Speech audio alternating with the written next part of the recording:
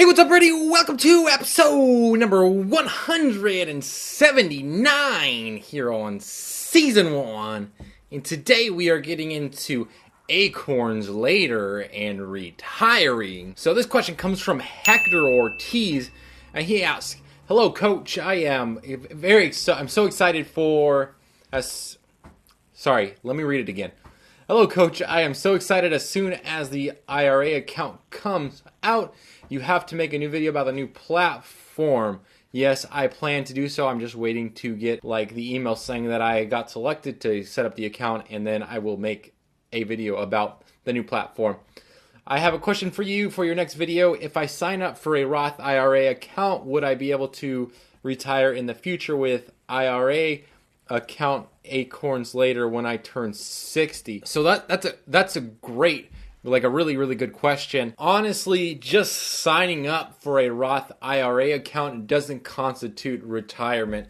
So at face value, the answer to your question would be no, it doesn't. You cannot retire just by signing up for a Roth IRA account. You do have to make contributions to that account. And with a Roth IRA account, the maximum contribution that you can make per year is $5,500, which roughly is about $450 a month.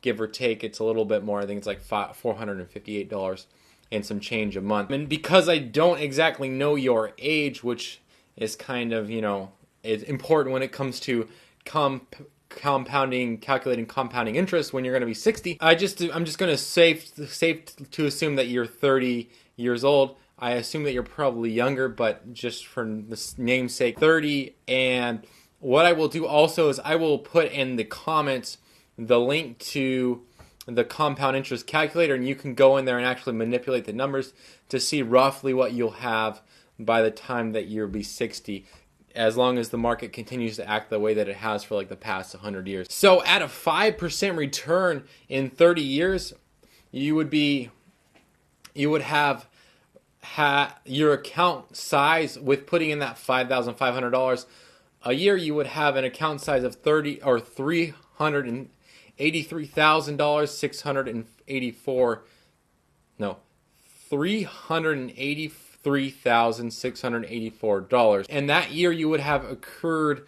$18,000 in interest. So on that level, if you're only getting a 5% return, it's not going to be likely for you to be able to retire with only making $18,000 here in 30 years. Just with inflation, it's not going to be feasible. However, at a 7% return, your account would be around $500,000 or $555,000. Roughly $36,000 would be an interest that you would get paid that year. So now it's starting to look a lot more likely for a retirement at the age of 60. However, if you were able to get a 10% return on that account, you would have close to $1 million in there. You would have $995,000.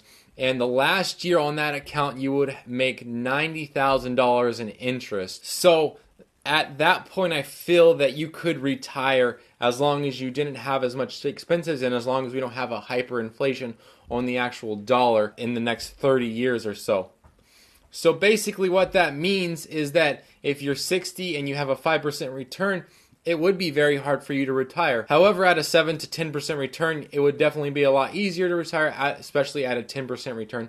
At a 7% return, you're definitely going to still have to count your pennies if you're only trying to use your Acorns later account or your Roth IRA account to retire.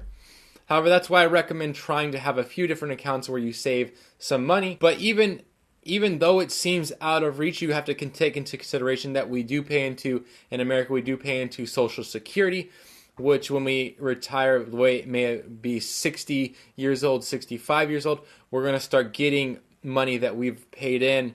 Either however that works, we should be getting some money paid back to us because we paid money into this interest bank account, basically a retirement account for us through the government. And then also, a majority of people also have a 401k set up through their employee or their employer, which is another form of a retirement account. And that also doesn't include if you were to get a pension from a big corporation or if you were to have a pension from the military or whatever it may be, that 401k would also come in handy to help fund your retirement account as well. So it is doable. Even if you were to have a 5% return, you would just have to take into consideration other streams of income such as retirement from a 401k, Social Security, a pension, all that kind of stuff. If you were to have multiple houses that you were renting out, that kind of stream of income or whatever it may be, it's definitely doable. At 5%, you just got to work harder to develop other streams of income. If you were only looking to make money off of Acorns later, then I would definitely recommend you need to strive to get a 10% return on that account, however that may be. So that pretty much wraps up the entire Acorns later and retiring.